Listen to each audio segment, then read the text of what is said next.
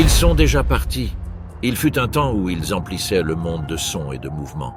Les coussinets souples de ses pattes se déplaçaient dans l'herbe brumeuse, le battement d'ailes au-dessus des falaises battues par la tempête, le gémissement des géants dans des mers qui ne respirent plus. La terre continue de tourner, mais plus silencieusement. Ça a commencé lentement. Une hache ici. Il y a un incendie là-bas. Une faim qui grandissait avec notre ombre. Sous la pluie de Tasmanie, le hurlement du thylacine se tut. Les immenses volées de pigeons qui jadis obscurcissaient le ciel se sont transformés en poussière. Les lamantins du Nord furent massacrés jusqu'à ce que les vagues ne montrent plus que de l'écume. Pour chaque créature qui disparaît, une histoire reste inachevée. Une mère a perdu son conjoint, un poussin qui ne retrouve jamais sa famille. Un dernier souffle expira dans les mains de la même espèce qu'il avait jadis contemplée avec admiration. La tragédie n'est pas seulement la leur, il est à nous. Aujourd'hui, nous parlons au nom de ceux qui ne peuvent pas parler pour eux-mêmes. Faisons de ce moment celui où nous décidons enfin d'écouter. Voici l'histoire tragique de la façon dont nous avons exterminé l'incroyable faune de notre planète, une espèce à la fois. Pour comprendre les choses, il ne suffit pas de voyager à travers les continents, mais aussi au fil du temps, jusqu'au jour où ces magnifiques créatures respirèrent le même air que nous. Début du XXe siècle. Un épais brouillard recouvre les hauts plateaux de Tasmanie. Une aube argentée filtre à travers les arbres à l'écorce fibreuse. Transformer la glace en fumée, quelque chose bouge en dessous. Silencieux, précis, invisible. C'est le dernier de son genre. Le thylacine, également connu sous le nom de tigre de Tasmanie, Thylacinus. Le cynocéphale a une posture canine, sans en être un.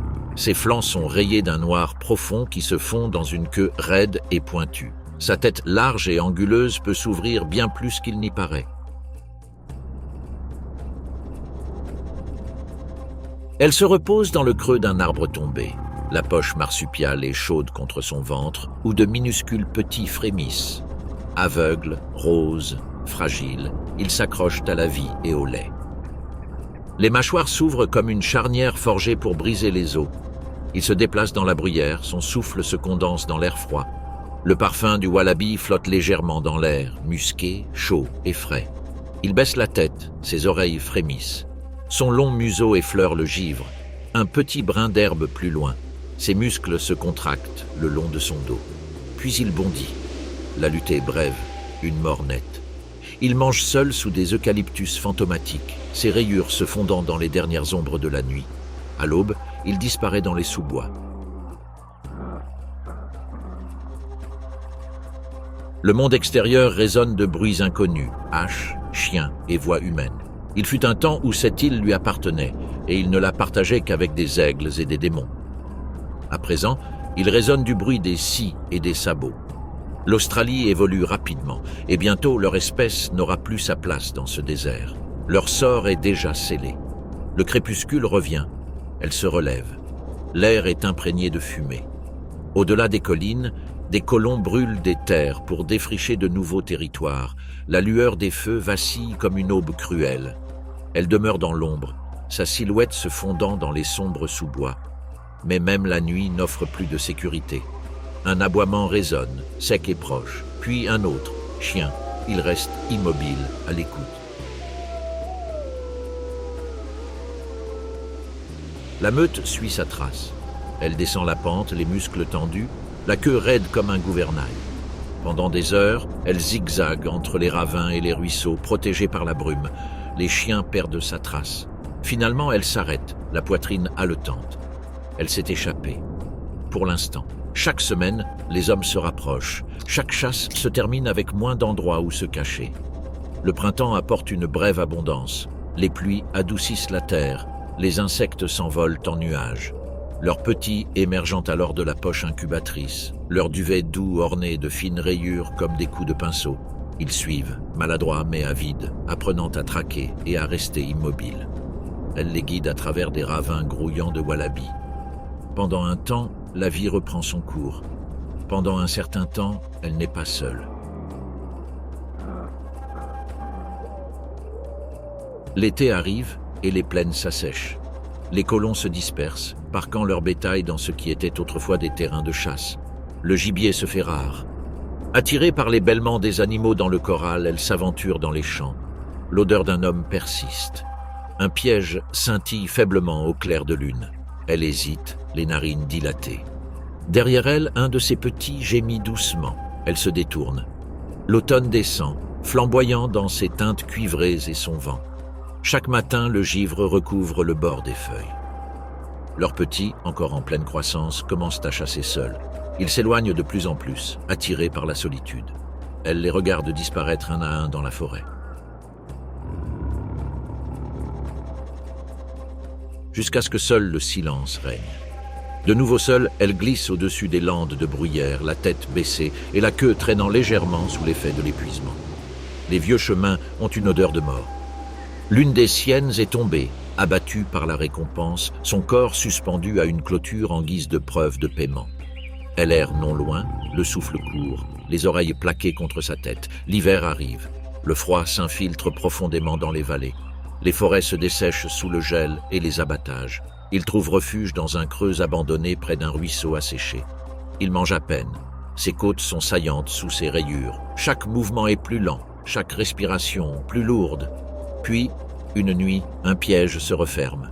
Le bruit est sec, métallique.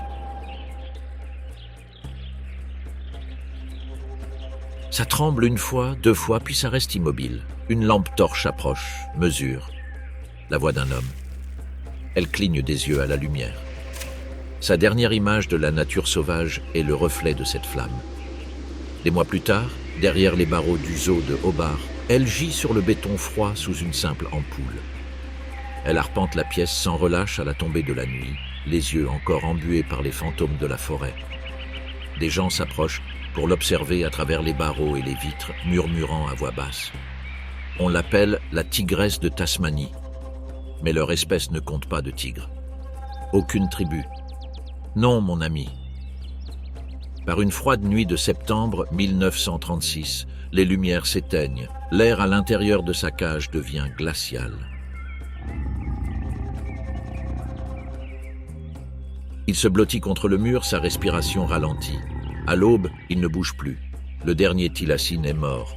Dehors, le brouillard plane toujours sur la plaine. À mesure que le brouillard se déplace vers l'est, il traverse la mer. Et il y a 2 siècles, la mer est grise-acier et infinie.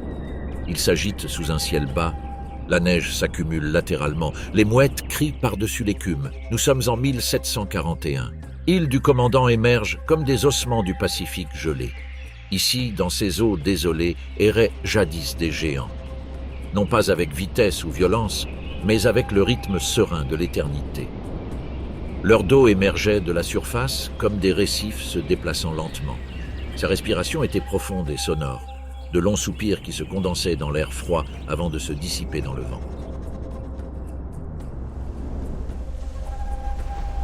Il s'agissait de Rytine de Steller, Hydrodamalis gigas, dernière représentante d'une espèce disparue, broutant aux confins du monde. Elles étaient énormes, mesurant jusqu'à 10 mètres de long du museau à la queue. Leur peau, épaisse et craquelée comme du bois flotté, les protégeait des glaces.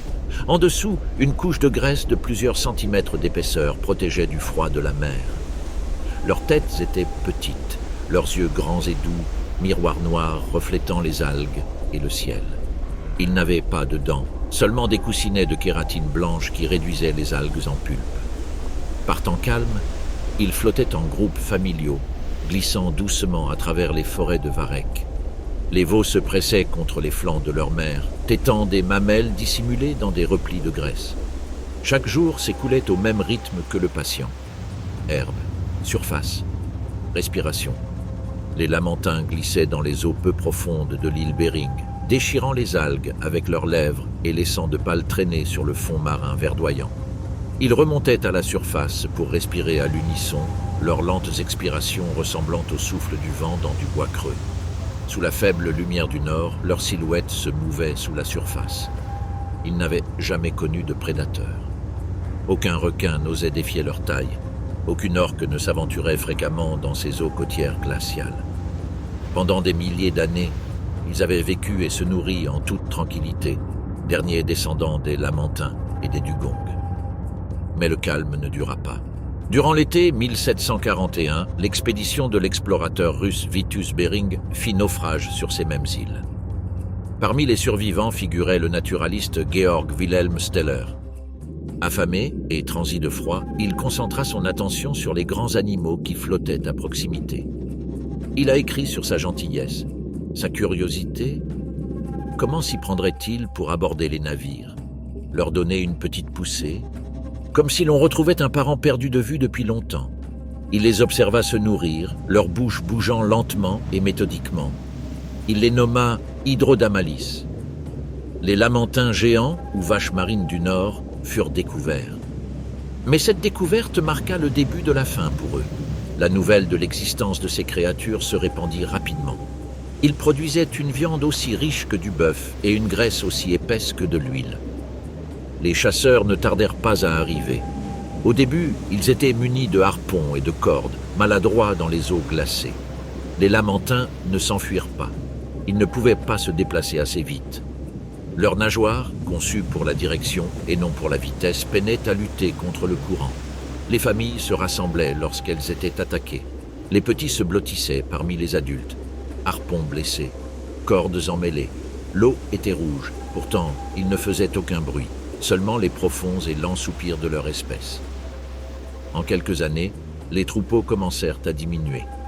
À l'approche de l'hiver, il ne restait plus que des groupes épars près des forêts de varech. Cependant, durant l'été, la vie a repris son cours pendant un temps.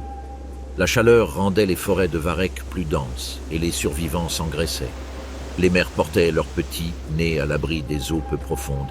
L'air était imprégné d'odeurs de sel et de pierres humides, mais chaque saison ramenait les chasseurs. À cette époque, ils arrivaient en très grand nombre. Des hommes armés de haches et de couteaux, des barils aussi, prêts pour le pétrole. Les lamentins cherchaient refuge contre les tempêtes hivernales, s'aventurant dans les baies où la glace craquait contre leur dos. Mais là aussi, les hommes les suivaient. Leurs navires les attendaient, là où le vent poussait les géants vers le rivage. Piégés dans les eaux peu profondes, ils étaient des proies faciles. Ils ont été massacrés un par un. Leur viande fut salée pour le voyage de retour, leur graisse fut transformée en huile qui brûlait dans des lampes loin de ces rivages. Personne ne les compta. Personne ne croyait qu'il pût y avoir une fin. La dernière observation recensée eut lieu seulement 27 ans après la première. En 1768, ils étaient déjà partis. L'extinction en moins d'une génération. À présent, sous les vagues grises, il ne reste que des ossements. Ils gisent là où ondulent encore les algues, un souvenir fossilisé du monde d'avant le harpon. Les mouettes continuent de crier comme toujours, tournoyant sans fin au-dessus d'une absence qu'elles ne comprennent pas. Et à mesure que les eaux grises et froides s'étendent vers le sud, elles commencent à se réchauffer. L'acier du Pacifique s'adoucit jusqu'à devenir turquoise, la glace se transforme en mousse, les algues cèdent la place au corail, l'air vibre de chaleur et de couleur, les fantômes du Nord s'estompent et l'histoire suivante commence. Un nouveau siècle s'est levé, le vent hurle le long des falaises d'Islande, l'écume jaillit des vagues en contrebas, l'air sent le sel et le fer froid, et voici, côte à côte sur ces étroites corniches, les prochaines victimes, les grands pingouins, Pinguinus. Leur dos noir luit dans les embruns. Leur ventre blanc scintille comme des étoiles lointaines. Mesurant près d'1 mètre, ils se tiennent droits, les ailes plaquées contre le corps. Leurs ailes sont trop petites et rigides pour le vol. Ils ne sont pas conçus pour l'air, mais pour la mer. Chaque printemps, ils reviennent sur ces mêmes falaises, génération après génération, attirés par le souvenir des cris de nidification qui jadis emplissaient l'air. La colonie s'éveille à l'aube. Les couples s'approchent maladroitement du bord des rochers, claquant de leurs becs épais en guise de salutation. Un œuf par paire, soigneusement déposé sur une pierre nue, lisse, tachetée, fragile. Les 2 parents se relaient pour la protéger des goélands qui tournoient au-dessus d'elle. Le bruit de la mer résonne dans la colonie, le rythme des vagues, le bruissement des plumes contre les rochers, les murmures graves et gutturaux des oiseaux. À l'aube, les chasseurs de la mer se lèvent. Les pingouins se penchent en avant et tombent, battant inutilement des ailes dans les airs avant de s'écraser dans l'eau avec un plouf, puis ils disparaissent sous la surface. Là, ils se meuvent avec une grâce incroyable. Leurs pattes palmées les propulsent vers l'avant, et leurs ailes se déploient comme des nageoires.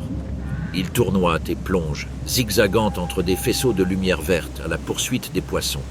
Les écoles se dispersent devant eux. Les pingouins virent brusquement, leur corps fuselé comme une torpille, les yeux grands ouverts et immobiles. Chaque plongée dure à peine 1 minute, mais pendant ce laps de temps, ils remplissent leur gorge d'argent. Une fois à la surface, ils flottent parmi les vagues comme des bouées vivantes, leur bec luisant d'écailles. Ceci est son royaume. La mer entre l'Islande et Terre-Neuve s'étendait, froide et immense, comme c'est le cas aujourd'hui. En hiver, lorsque les tempêtes engloutissent les îles et que la glace recouvre la côte, elles demeurent ici. Elles plongent sous les vagues, suivant les bancs de sable vers le sud. Pendant des siècles, elles ont prospéré dans ces eaux, à l'abri des caprices du temps. Intouchables par les prédateurs, à l'exception des phoques qui rôdaient dans les profondeurs et les goélands qui ont volé leurs œufs. Mais le changement s'installe discrètement. D'abord, les bateaux, en bois grinçant, remplis d'hommes en quête de poissons, de plumes, d'huile et de viande. Le grand pingouin, incapable de voler et confiant, ne s'enfuit pas à leur arrivée. Lorsque les hommes débarquent pour la première fois sur leurs îles de reproduction, les oiseaux les observent avec curiosité. Les premiers clubs tombent à l'aube, les oiseaux s'effondrent en silence.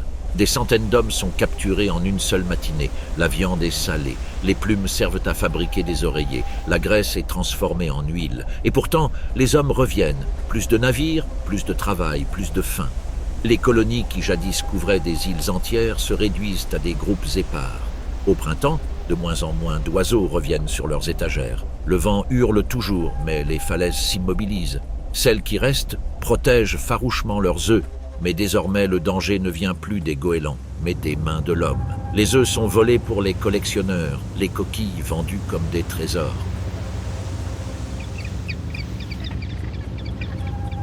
Un seul faux pas peut anéantir une vie qui a mis des semaines à se construire. En 1844, il ne restait plus qu'un seul couple reproducteur connu.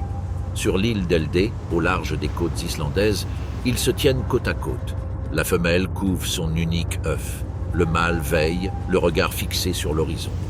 Pendant des millénaires, ce schéma est resté inchangé. Jusqu'à présent. Un matin, les hommes reviennent. Ils escaladent les falaises à l'aide de filets et de gourdins, hurlant pour couvrir le vent. Les oiseaux ne fuient pas, ils ne le peuvent pas. Le premier coup porte. La femelle s'effondre, son œuf roulant vers le bord du rocher. Le mâle se débat, battant des ailes en vain. Les chasseurs attaquent de nouveau. Quand le vent se calma enfin, ils restèrent tous deux immobiles, leurs plumes dégoulinantes de sang et d'éclaboussures. L'un des hommes s'avança nonchalamment et écrasa l'œuf de sa botte, un craquement léger, une trace de jaune. Puis le silence. Les derniers grands pingouins sont morts. Le dernier oiseau marin incapable de voler au monde a disparu en un instant. La mer poursuit son cours indifférent, les vagues léchant le rocher où elles reposèrent jadis. Leurs corps sont recueillis, conservés et exposés dans des vitrines de villes lointaines. Leurs fragments d'œufs sont vendus à des collectionneurs qui n'ont jamais senti la brise marine de l'île d'Eldey. Mais quels que soient nos efforts, nous ne pouvons préserver ce qui comptait. Le son de leurs cris, le crissement de leurs pas sur la pierre humide, l'éclat du soleil sur les plumes noires comme du pétrole. Tout cela appartient désormais au vent, et le vent n'oublie rien. Chaque printemps, les falaises attendent encore. Les mêmes corniches restent nues sous le même ciel. Les goélands nichent là où se trouvaient autrefois les pingouins tordas. Leurs cris résonnent étrangement dans le vide, rebondissant sur la pierre comme s'ils appelaient quelque chose qui ne répondra jamais. Dans la mer, les poissons scintillent encore dans des nuages argentés. Les courants continuent de bouillonner, froids et verdâtres. Pourtant, l'équilibre a basculé. Sans les pingouins, moins de nutriments atteignent la surface. La chaîne de la vie se détend, les vagues ne portent plus que des échos. Le grand pingouin n'a jamais été fait pour la guerre ni pour la fuite. Il ne pouvait voler plus vite que les filets, ni nager plus vite que les navires. Il n'avait ni griffes, ni venin, ni ruse. Il n'avait que la dévotion, un rythme calme et immuable, en harmonie avec le pouls de la mer. Et c'est cela avant tout qui l'a condamné. Tandis que le vent fouette les falaises noires, on peut encore les imaginer. Leur dos noir luisant sous la pluie, leur poitrine blanche captant la lumière, leurs corps alignés en rang solennel sur l'horizon. attendant l'âme sœur qui ne reviendra jamais. Continuons. À la fin du XIXe siècle, le soleil des Caraïbes brille d'un blanc éclatant à l'horizon. La mer est calme et bleue, un miroir brisé seulement par le lent mouvement des corps qui respirent. Sur un banc de sable entouré de mangroves, des phoques moines des Caraïbes, Neomonachus, se reposent. Tropicalis. Leurs silhouettes élancées luisent sous le sel et la lumière, 2 mètres de muscles et de grâce. Leurs yeux doux, brillants comme des larmes, se plissent sous la chaleur. Autour d'eux, des crabes se faufilent dans le sable humide. Les frégates tournoient dans le ciel vide. C'est la saison des bougies et de la fumée. Les phoques s'éveillent au coucher du soleil. Ils lèvent la tête, leurs moustaches frémissent. L'air embaume la mer. Un léger mouvement de leurs nageoires, un glissement sur les eaux peu profondes, et ils disparaissent, glissant sous la surface comme des ombres. Ci-dessous, le monde s'épanouit en couleurs. Des forêts coralliennes émergent des fonds marins, grouillant de poissons agiles et de nuages de plancton. Des phoques glissent entre les spirales coralliennes avec la grâce d'une danseuse. À chaque respiration, des bulles argentées s'élèvent en spirale. Ses grands yeux sombres captent la moindre lueur. Recherche de mouvement. Soudain, un éclair, un calmar, qui plane juste derrière le récif. Le phoque se raidit, pivote sur lui-même et se jette en avant. En un instant, il réduit la distance à néant et referme ses mâchoires sur sa proie. La mer se remplit d'un nuage d'encre, puis retrouve son calme. Pendant des heures, il chasse, dérivant entre les récifs et les bancs de sable. Vivaneaux, poulpes et petits crustacés disparaissent dans des bouches avides. Leurs plongées sont profondes. Ce sont des créatures patientes, faites pour l'endurance, non pour la hâte. À la tombée de la nuit, elles regagnent les eaux peu profondes. Le clair de lune inonde leur dos tandis qu'elles rampent sur le rivage, laissant des sillons dans le sable humide, leur ventre y laissant des traces. Ils sont allongés côte à côte, les yeux fermés. À l'aube, les premiers pélicans arrivent. L'air vibre au battement de leurs ailes et au bruissement des feuilles dans la mangrove. Les phoques s'étirent, bâillent et se tournent sur le côté. Les petits gémissent doucement, tétants, tandis que la marée monte. Les mères les caressent du museau, tendrement et sans hâte. Sur ces plages tranquilles, la vie suivait autrefois ce même schéma simple. Naissance, chasse, repos, répété. Chaque printemps, les plages grouillaient de vie et de son. Les chiots miaulaient à l'ombre des racines de la mangrove. Les mâles lançaient des cris depuis l'eau, leurs grognements profonds résonnant dans les criques. L'air était saturé d'embrun et de vie. Pourtant, cette paix était fragile. Les mêmes îles qui leur avaient offert un refuge étaient devenues des carrefours pour les navires. Et avec les navires arrivèrent les hommes, des chasseurs armés de gourdins, de couteaux et de barils de pétrole. Au début, ils ne vinrent que quelques fois. Les phoques observaient avec une curiosité prudente le débarquement des hommes. L'odeur de fumée et de sueur leur était inconnue. Puis, les attaques commencèrent. Des corps lents rampaient vers les bateaux, teintant l'eau de rouge. Chaque seau fournissait des litres d'huile, du combustible pour les lampes des villes lointaines. Les raids sont devenus plus fréquents. Les plages, jadis scintillantes de formes grises élégantes, se turent. Les mères s'enfuirent, abandonnant leurs petits. Les nourrissons pleurèrent jusqu'à ce que la marée les emporte. La nuit, les récifs pulsèrent faiblement de phosphorescence, et dans cette lueur, des silhouettes sombres flottaient. Les requins, attirés par l'odeur du sang. Au tournant du siècle, les troupeaux étaient déjà décimés. Quelques individus épars demeurèrent sur les îlots, se reposant sur des bancs de sable désert. Ils étaient devenus des fantômes, aperçus puis oubliés. Quelques pêcheurs les voyaient encore, silencieux et les yeux grands ouverts parmi les vagues, observant de loin. Mais personne n'a écouté. Malgré tout, les rythmes de la mer persistaient. La douceur printanière a réveillé la vie. Les quelques survivants s'accouplèrent dans les eaux peu profondes et mirent bas sous le soleil. On entendait faiblement les cris des petits par-dessus les vagues, puis arrivèrent les ouragans. Des murs de vent et d'eau emportèrent leurs abris, dispersant des débris sur les récifs. Les mangroves sont tombées. Les plages ont disparu. Ceux qui avaient survécu aux chasseurs devaient désormais affronter la fureur des tempêtes. L'hiver venu, lorsque le calme est revenu, il y avait encore moins de survivants. La dernière observation confirmée remonte à 1952, près de la Jamaïque. Un pêcheur, alors qu'il remontait ses filets, aperçut une silhouette sombre émergeant près de son bateau. Elle le fixa un instant, puis plongea et disparut. Personne n'en reverrait jamais un. Des décennies ont passé. Les coraux blanchissaient sous l'effet de la montée des eaux. Les mangroves dépérissaient. Les cris des mouettes se faisaient plus forts, sans que les phoques ne leur répondent par leur voix grave. En 2008, les scientifiques ont déclaré le phoque moine des Caraïbes éteint. C'étaient des créatures d'une grande docilité. Il ne nous a pas poursuivis, il ne nous a pas défiés, et il n'a pas fui devant nous. Elle vivait simplement, se prélassait au soleil, élevait ses petits et partageait ses plages avec tous ceux qui venaient. Le monde qu'elle habitait était un paradis. Des mers peu profondes aux reflets turquoises, des forêts coralliennes aux couleurs éclatantes, le chant des oiseaux et le bruissement des palmiers. Sur quelques bancs de sable oubliés, peut-être la mer se souvient-elle encore de sa forme. Mais les vivants ne viennent plus ici. Les mangroves se densifient, les plages deviennent plus calmes. La même lumière du soleil brûle au-dessus, vive et implacable. La même eau brille d'un bleu infini. Seul le son a changé.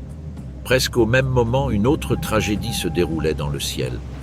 Une grande disparition. L'aube se lève sur un océan de forêt. L'air est calme, chargé de rosée, jusqu'à ce qu'un son se fasse entendre.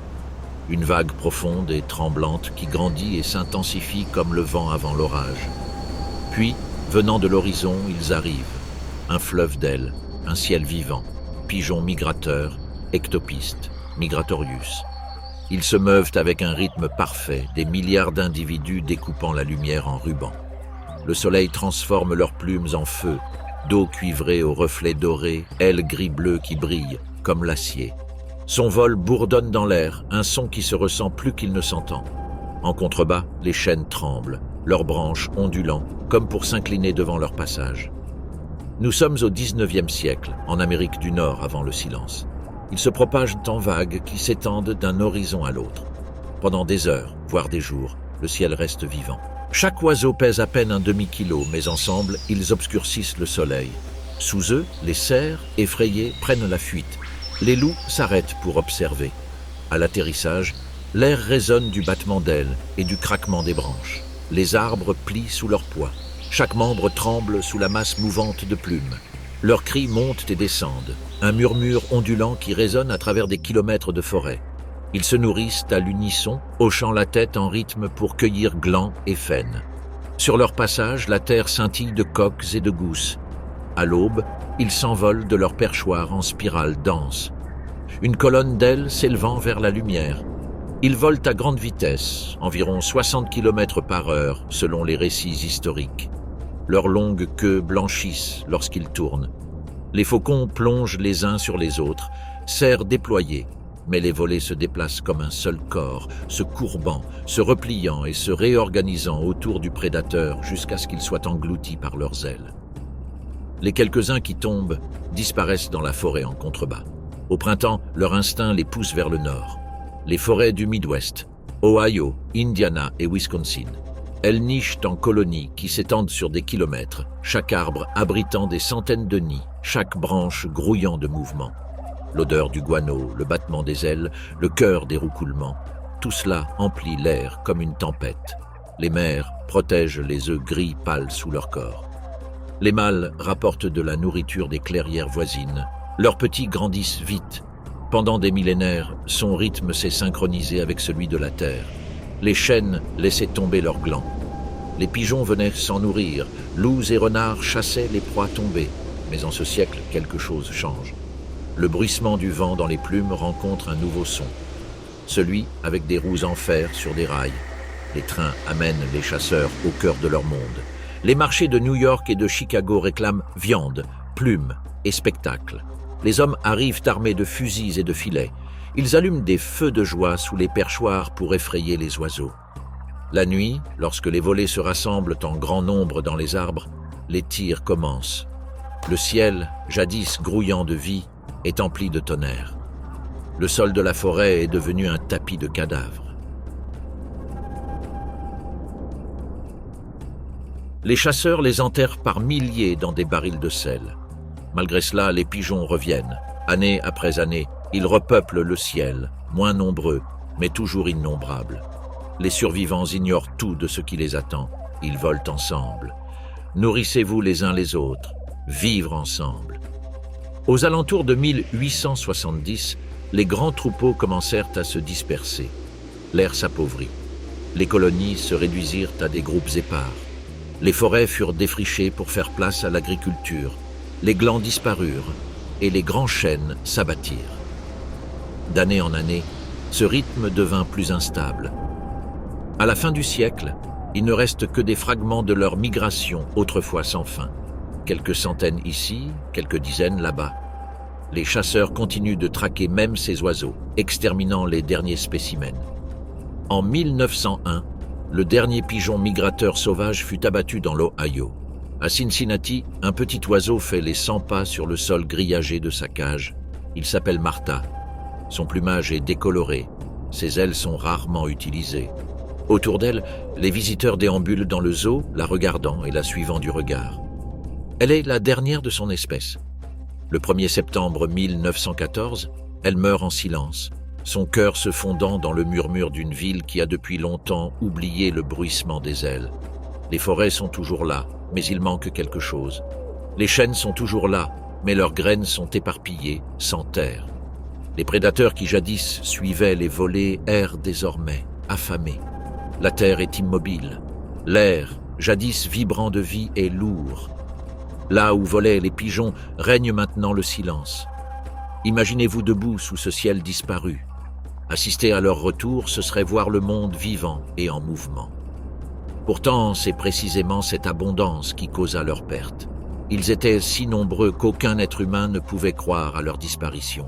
Mais le ciel peut se vider plus vite qu'il ne se remplit. Il suffit d'une génération pour transformer la tempête en calme.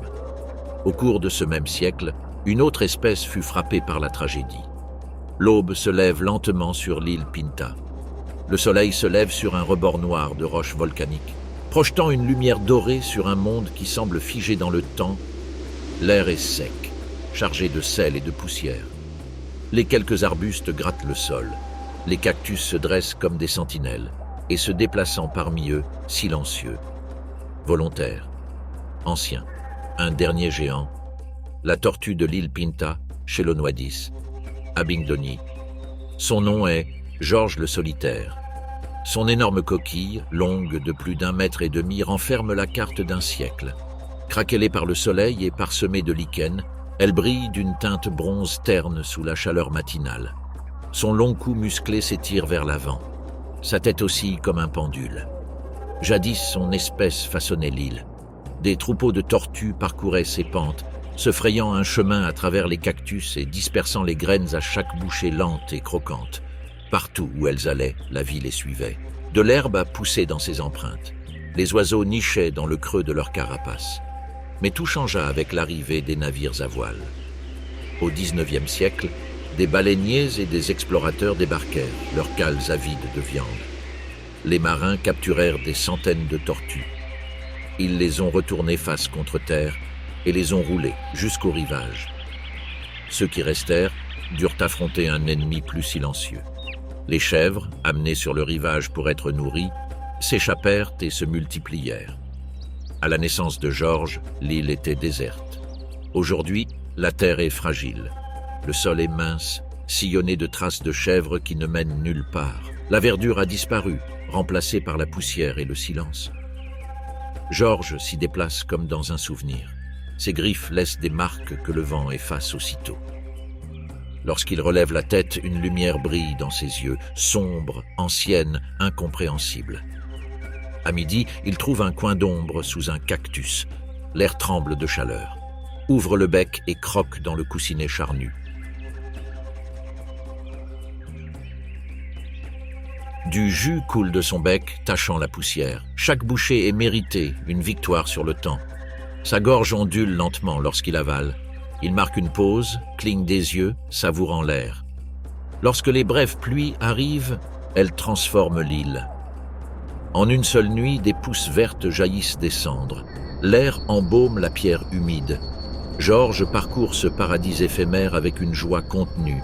Il mange avec voracité, arrachant des lianes et écrasant des fleurs entre ses dents. Pendant quelques semaines, la vie semble à nouveau pleine. Les pinsons volettent autour, picorant les insectes que leurs pattes maladroites chassent.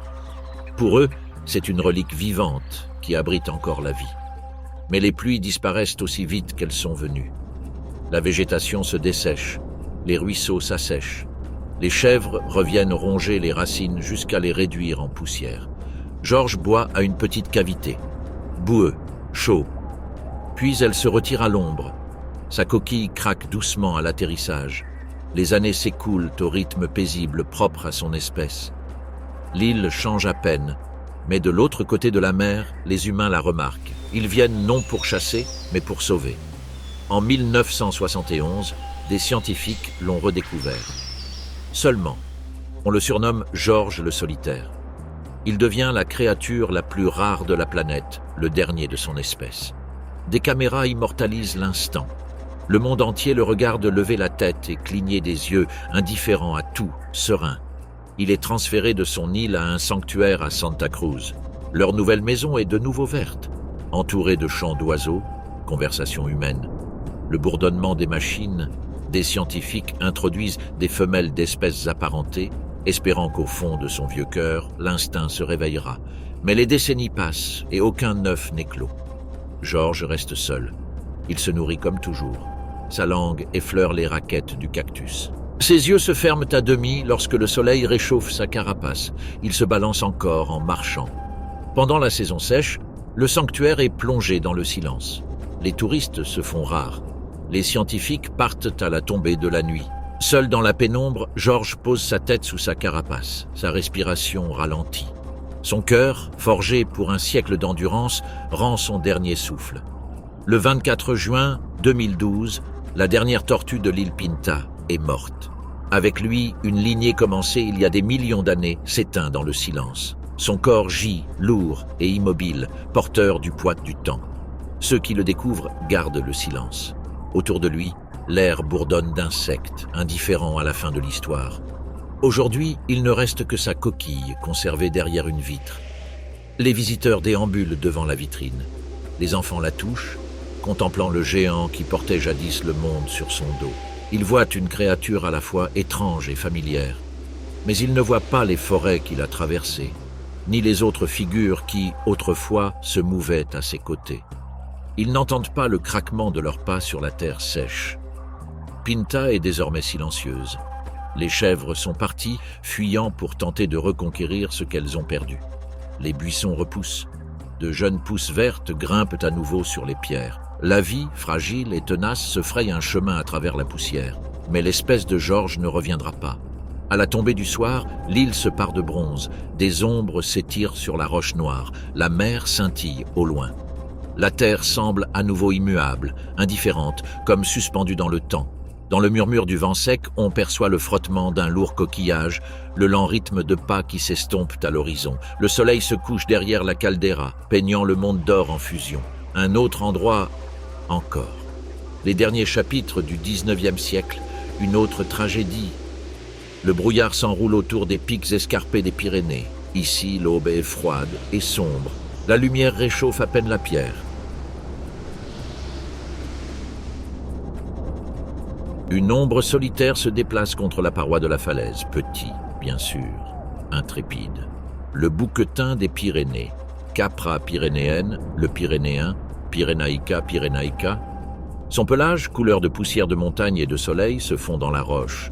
Ses muscles ondulent sous lui tandis qu'il grimpe. Chaque pas choisi, chaque respiration aiguë est perceptible dans l'air glacial. Elle est la dernière. La pente s'élève abruptement sous ses sabots. Des lichens s'accrochent à la pierre, leur verre terni par le gel. Elle baisse la tête et effleure doucement la roche de ses dents pour en arracher un morceau. Le son est faible, presque imperceptible, perdu dans l'immensité qui l'entoure. Le vent bourdonne dans les vallées, emportant avec lui un léger parfum de neige et de pin. Leurs cornes, recourbées vers l'arrière comme deux faucilles, étaient épaisses à la base et pointues en une sombre affûtage. Au printemps, Ils se rassemblaient dans les prairies ensoleillées, les mâles s'affrontant dans des duels retentissants dont l'écho résonnait sur la pierre. Des étincelles jaillissaient de corne en corne. L'air était empli de poussière et de poils. Les vainqueurs ont récupéré leurs partenaires et le cycle de montagne a continué. Mais ces troupeaux n'existent plus. Les échos se sont dissipés. Il fut un temps où les loups les traquaient. Les aigles les observaient du haut des courants ascendants. Les prédateurs s'attaquaient aux plus faibles et aux plus malades, mais l'équilibre était maintenu. Puis arrivèrent les chasseurs, des hommes armés de fusils et accompagnés de chiens. Acculés et en infériorité numérique, les bouquetins virent leur territoire se réduire comme peau de chagrin. Les forêts laissèrent place aux villages. Les prairies se transformèrent en pâturage. Le monde de pierre et de neige s'est transformé en un monde de clôtures et de routes. Bien sûr, elle ne se souvient de rien, seulement de son instinct transmis comme une vieille chanson. Il la pousse à grimper plus haut quand elle sent le danger, à chercher la solitude quand les vallées deviennent assourdissantes, à continuer d'avancer même quand chaque corniche semble plus froide que la précédente. Aux alentours de midi, le brouillard se dissipe. La lumière du soleil fait scintiller la glace, transformant chaque flocon en flamme. Elle se tient sur un étroit rebord, le regard plongé dans le paysage. En contrebas, les rivières miroitent d'argent, serpentant à travers des vallées verdoyantes. Au loin, le tintement des cloches des chèvres s'élève. Leurs sonorités sont étranges, domestiquées, embocado. Elle écoute mais ne les approche pas. En été, la montagne s'adoucit. Le dégel nourrit les fleurs alpines éclatantes, Edelweiss, gentianes et thym. Elle broute parmi elles, laissant de délicates empreintes de ses sabots dans la terre humide. Les abeilles bourdonnent doucement, leur bourdonnement résonnant faiblement contre la pierre. La vie reprend brièvement son cours. Son pelage brille d'un fauve doré sous le soleil éclatant. Il mange, boit et se repose. Mais même dans ce calme, les cicatrices demeurent. À travers les vallées, des sentiers serpentent entre les rochers. Des cabanes de bois s'accrochent aux corniches où ses congénères paissaient autrefois en toute liberté. Le faible crépitement des coups de feu se perd parfois dans le vent. À chaque fois, elle se fige, les oreilles dressées, les narines dilatées. Puis, le silence retombe, seulement troublé par le murmure de la neige qui fond. L'automne arrive avec ses tempêtes. La pluie fouette les falaises, les rendant glissantes et dangereuses. Désormais, elle se déplace avec précaution, d'un équilibre parfait. Les vallées en contrebas se parent d'une teinte dorée sous les feuilles mourantes. La nourriture est rare. Elle descend prudemment vers les pentes inférieures où la mousse s'accroche encore à la pierre. Auparavant, elle y aurait trouvé d'autres animaux, des troupeaux de mères et de petits, blottis les uns contre les autres pour se réchauffer. À présent, elle broute seule sous les pins gorgés d'eau. L'hiver vient sans pitié. La neige s'accumule sur son dos, s'accrochant à sa fourrure. Elle baisse la tête pour se protéger du vent, son souffle se transformant en fumée blanche. Chaque pas devient un effort titanesque. L'air se raréfie, la faim la tourmente. Elle descend vers les vallées, vers l'odeur des humains et de leurs chants. Il se déplace silencieusement au crépuscule. Une clôture lui barre le passage. Elle s'arrête, les narines dilatées, puis saute par-dessus. De l'autre côté, la neige est moins épaisse. Les brins d'herbe scintillent au clair de lune. Elle mange vite, nerveusement, chaque bruit étant un avertissement. Au loin, un chien aboie. Elle se fige, le cœur battant la chamade. La montagne derrière elle l'attend, sombre et froide. Les saisons froides s'allongent, les abris se font rares. Son corps, forgé pour l'impossible, tient encore debout longtemps après que d'autres soient tombés. Pourtant, il n'est pas immortel. Aucun d'eux ne l'était. Le matin arrive, clair et implacable. Le givre recouvre ses cornes. Le vent se calme. Un instant, le monde semble presque en paix. Elle se tient au sommet d'une crête dominant une mer de nuages, le soleil dorant sa fourrure. En bas, rien ne bouge. Aucun rival ne l'appelle. Aucun compagnon ne répond. Elle baisse la tête, fait un pas en avant et son casque glisse. Il n'y a pas de pleurs. Le silence seulement. Nous sommes en l'an 2000. À leur arrivée, les équipes de recherche découvrent son corps affalé parmi les rochers, sa fourrure luisant encore dans la pénombre. Elle est la dernière bouquetine des Pyrénées. Avec elle, c'est toute une lignée qui disparaît du monde des vivants. Mais pendant un bref et étrange instant, la science refuse de la laisser partir. En 2003, une équipe de biologistes a tenté d'enrayer l'extinction. À partir de peaux conservées, ils ont cloné ces cellules et les ont implantées dans une chèvre domestique. Quelques mois plus tard, un chevreau est né, une chèvre sauvage renaissant de ses cendres. Pendant quelques minutes, il a respiré, gigoté et vécu. Puis ses poumons s'affaissent et il devient immobile. La première espèce à revenir de l'extinction est la première à mourir 2 fois. Aujourd'hui, les Pyrénées demeurent silencieuses, éternelles. Les falaises sont les mêmes, la neige tombe toujours. Mais le son des corps, le piétinement des sabots, les échos des duels printaniers, tout a disparu. À leur place, le vent siffle entre les crêtes. Le brouillard s'accroche à la forêt comme le souffle au verre. La forêt de nuages de Monteverde ne dort jamais. Chaque feuille laisse échapper quelques gouttes d'eau. Chaque racine resplendit de vie verte. L'air vibre doucement, pluie, insectes, ah. Sous la mousse et les lianes d'orchidées, la terre est pleine de vie et de mouvement. Et ici, dans un monde qui ne s'assèche jamais, une étincelle de couleur brille plus fort que tout le reste. Une flamme parmi les ombres. Un crapaud doré, Incilius, périgle. Il mesure à peine 5 cm, mais il brûle comme la lumière du soleil emprisonnée dans l'ambre. Sa peau lisse et luisante est d'un orange incandescent. Chaque battement de sa gorge est comme un éclair de feu liquide. Il repose au bord d'une mare peu profonde, entouré d'autres créatures. Des dizaines, des centaines. Les mâles brillent comme de minuscules lanternes éparpillées sur le sol forestier. Ils attendent. Les pluies sont arrivées, et avec elles, la vie. Chaque année, au début de la saison des pluies, ces crapauds émergent des terriers cachés où ils ont hiberné durant les mois secs. La forêt, lourde de brume et d'arômes, tremble à leurs appels. Des trilles aigus résonnent parmi les feuilles ruisselantes, un chœur qui emplit la vallée. Les femelles arrivent plus tard, leur plumage olive discret, attiré par les mares où les mâles brillent en rangs serrés. Peu à peu, des couples se forment.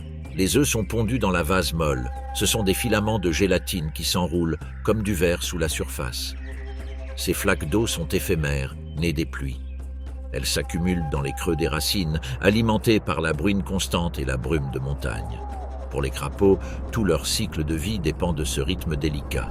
Pluie, œuf, tétard, métamorphose. S'il y a très peu d'eau, les flaques disparaissent. S'il y en a trop, les œufs vont se désagréger. Le crapaud doré est parfaitement adapté à son habitat. Sa peau absorbe l'humidité de l'air. Sa couleur avertit les prédateurs de rester à distance.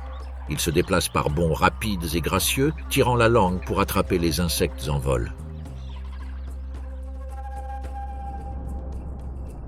La forêt de nuages est leur sanctuaire. C'est un endroit où la lumière du soleil touche rarement le sol, là où chaque respiration a le goût de la mousse et de l'eau.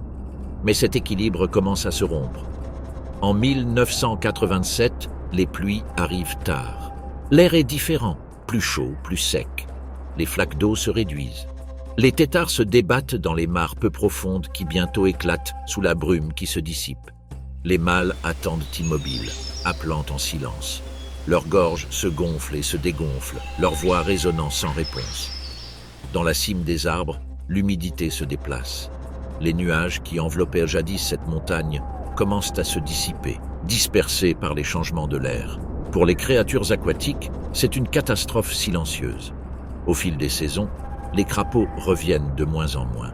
Ceux qui reviennent portent en eux quelque chose d'invisible, un champignon invisible.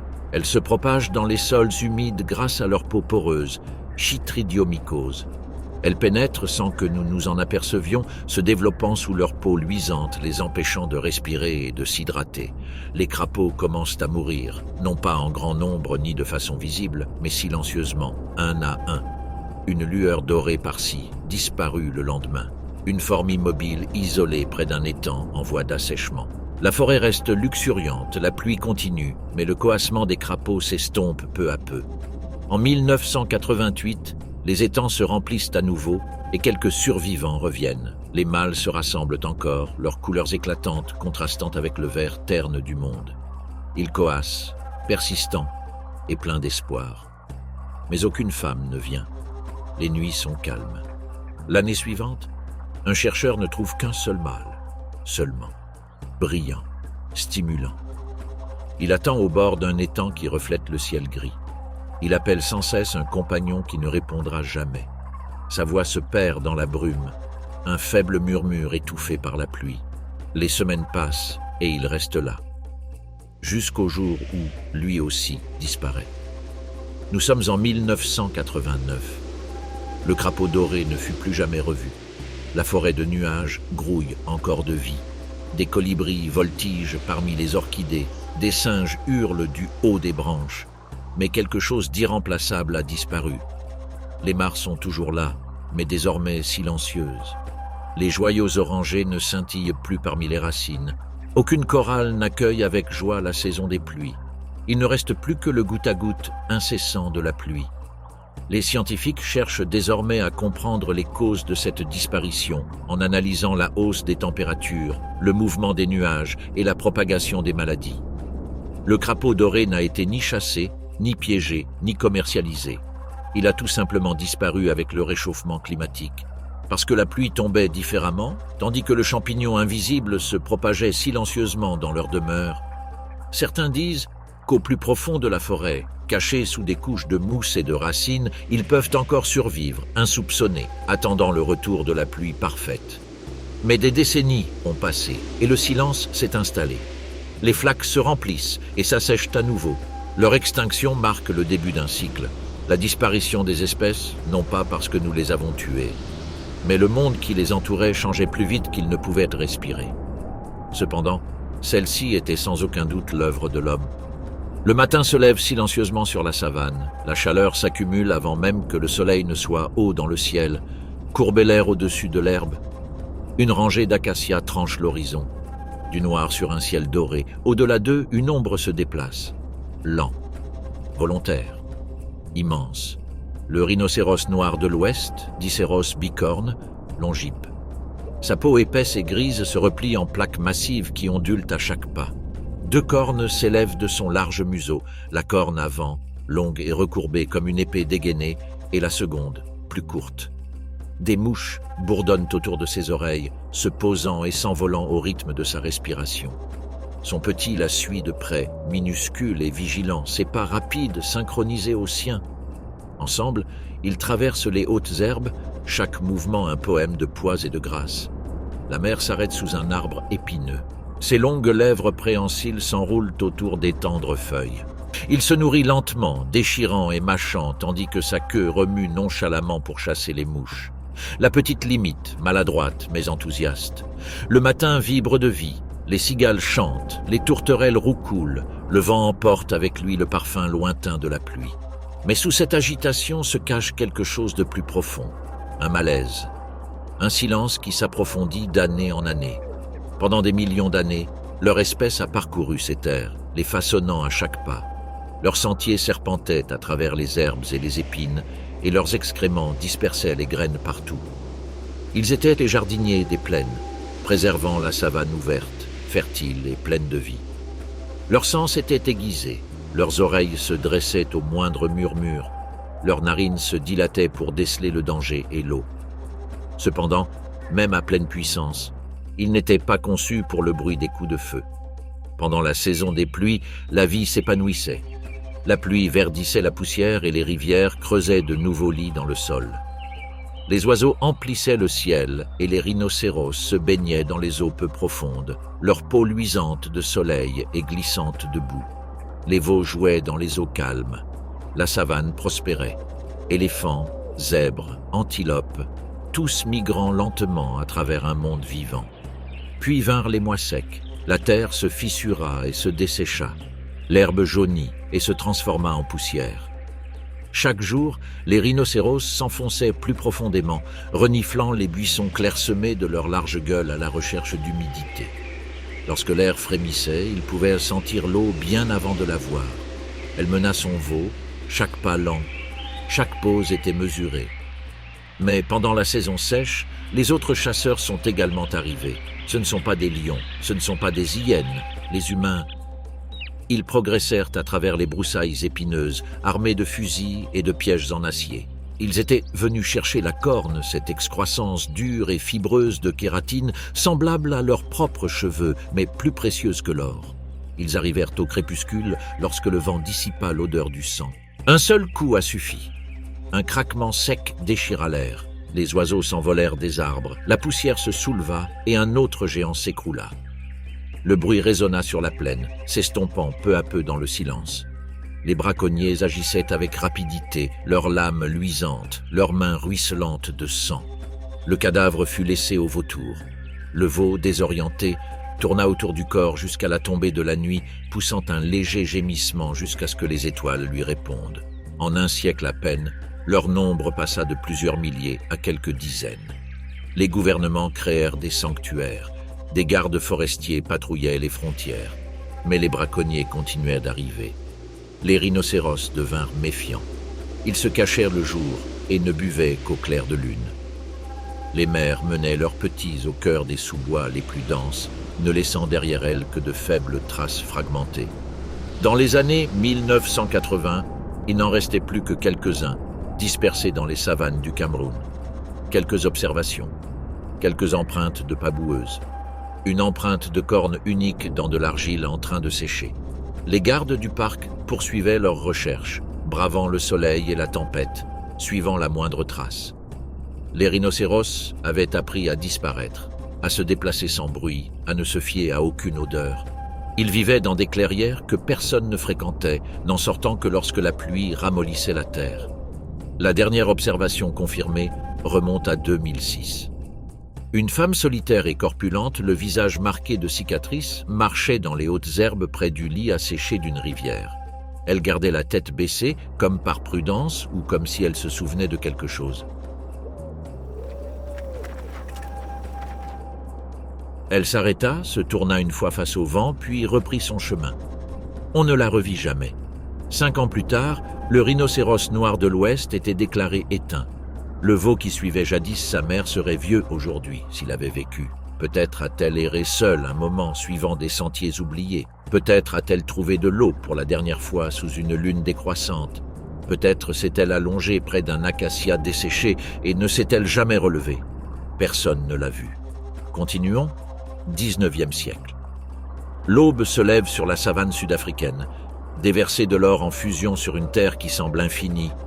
L'horizon tremble sous la chaleur, une douce brise caresse l'herbe.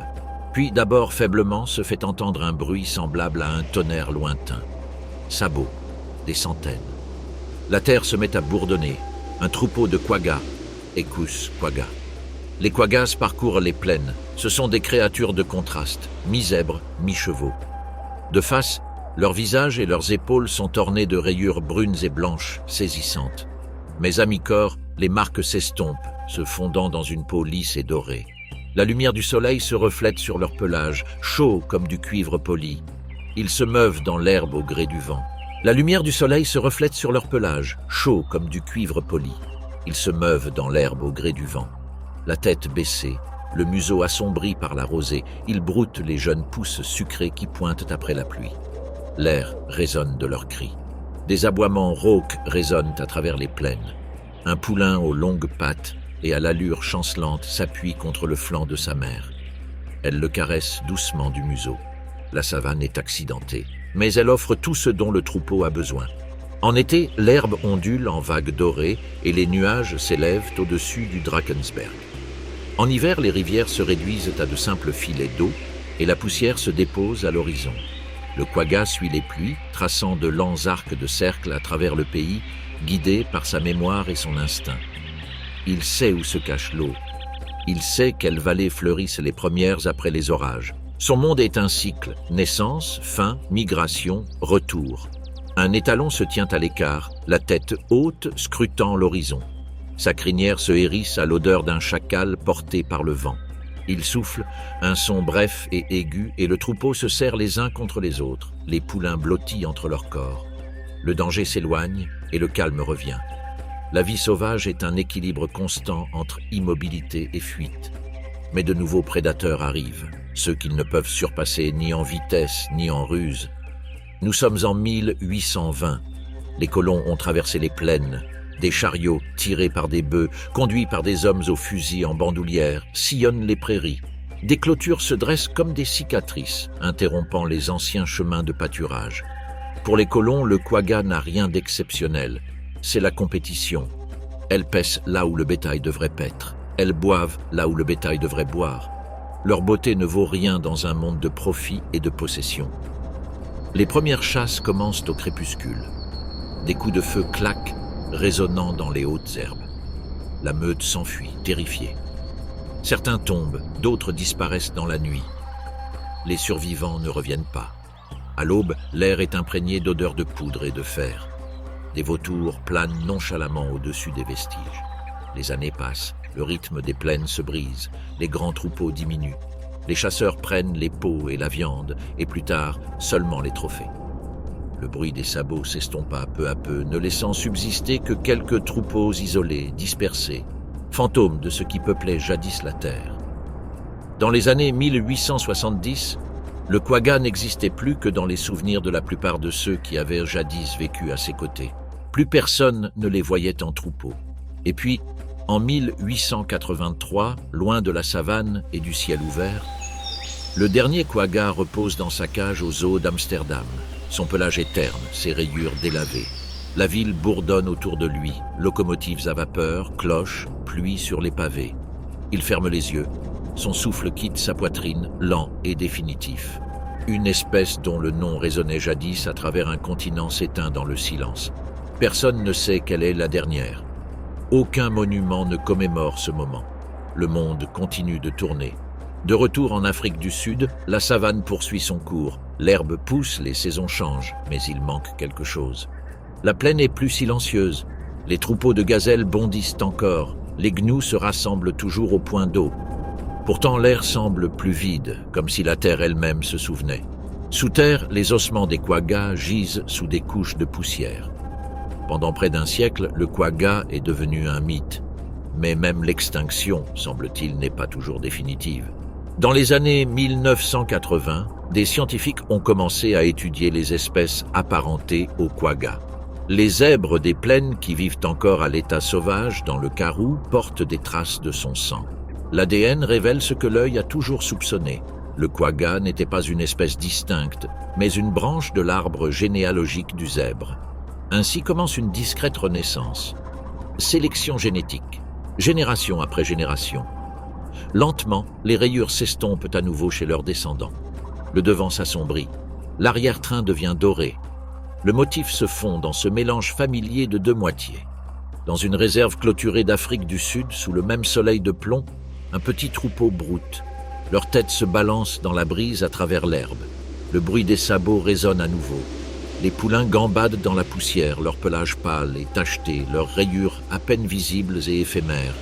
Projet Quagga les qualifie de réélevés et non de renaissants. Ils ne sont pas identiques, pas tout à fait.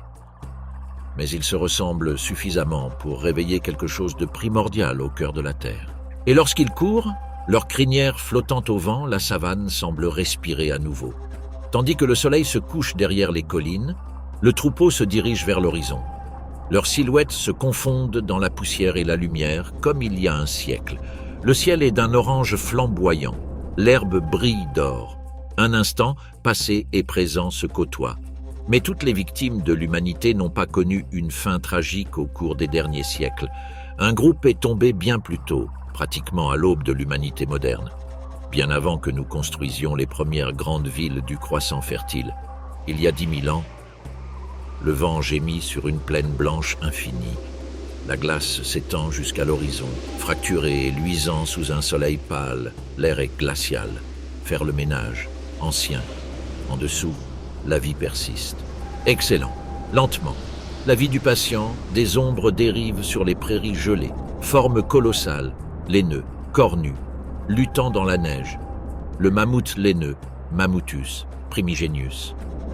Une matriarche mène sa meute, ses défenses traçant des arcs d'ivoire tandis qu'elle fend la neige pour atteindre les roseaux rugueux qui poussent en contrebas.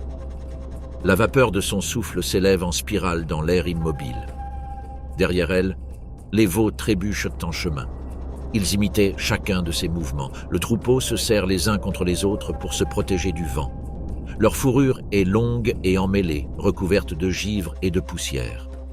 Sous cette armure de fourrure se cache la chaleur. Ils se déplacent au rythme de la terre, vers le sud au printemps, puis vers le nord lorsque les herbes d'été fleurissent en bordure des glaciers en retrait.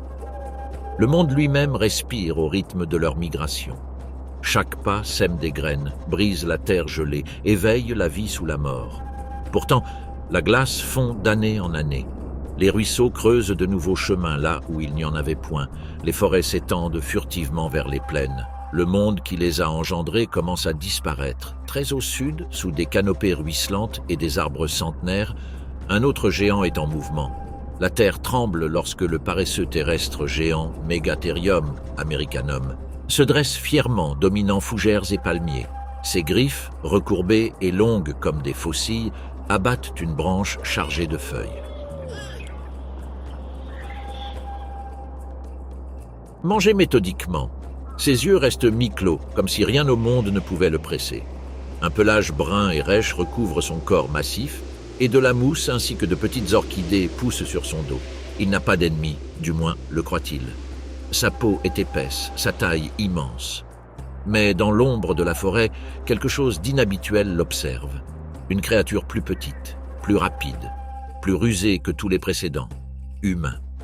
Ils les suivent en silence, armés de lances munies de pierres acérées. La fumée de leur feu de camp flotte entre les arbres, étrange et inconnue.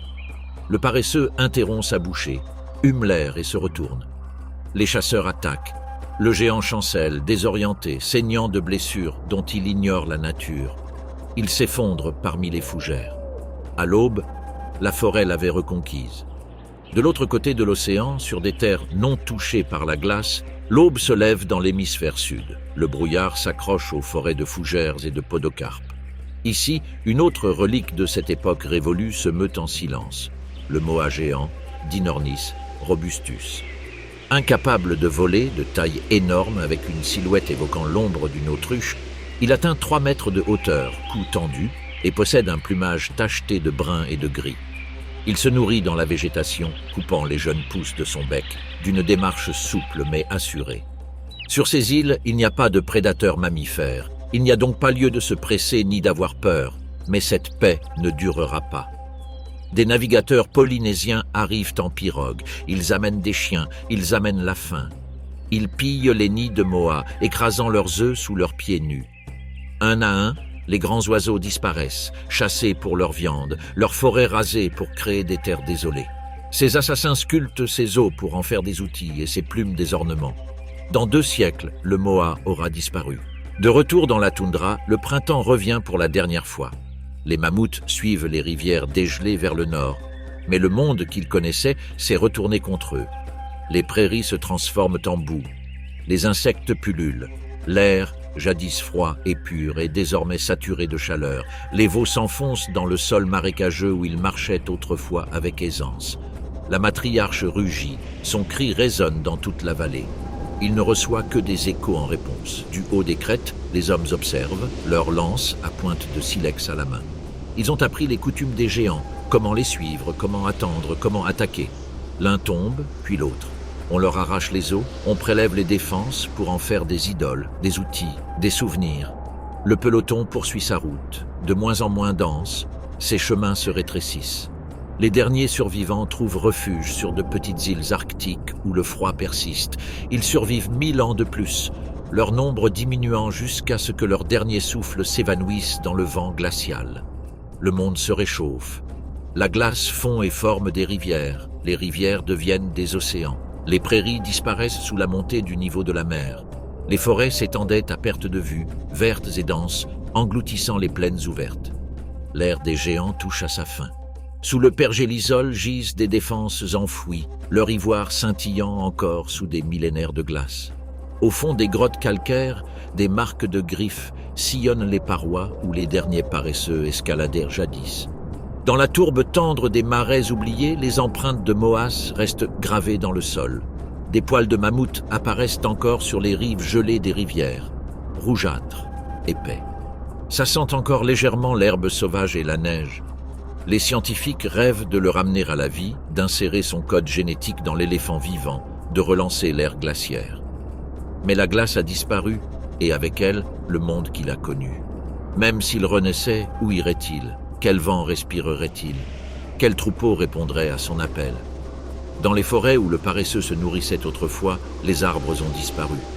Dans les vallées de Nouvelle-Zélande, le silence règne là où jadis le moa rugissait dans la brume matinale. Ces bêtes gigantesques ne survivent plus que dans les peintures rupestres, leurs silhouettes esquissées à l'ocre par des mains illuminées par le feu qui les vénéraient autant qu'il les détruisait. L'ère des géants est révolue. Le froid s'est dissipé, emportant avec lui le rythme de ce monde antique. Le printemps est arrivé et s'est attardé bien trop longtemps. La glace qui rythmait leur vie a fondu, se fondant dans l'histoire. Aujourd'hui, tandis que le monde moderne bouillonne de bruit et de lumière, les fantômes du Pléistocène demeurent en marge de la pensée. Leur extinction fut notre commencement. La lance a remplacé la défense, le feu a remplacé les fourrures. Le chasseur devint le dernier géant du monde. Et maintenant, la glace fond à nouveau et les mers montent encore. Car si nous avons hérité de la terre, nous marchons sur les ossements de ceux qui l'ont mieux foulée.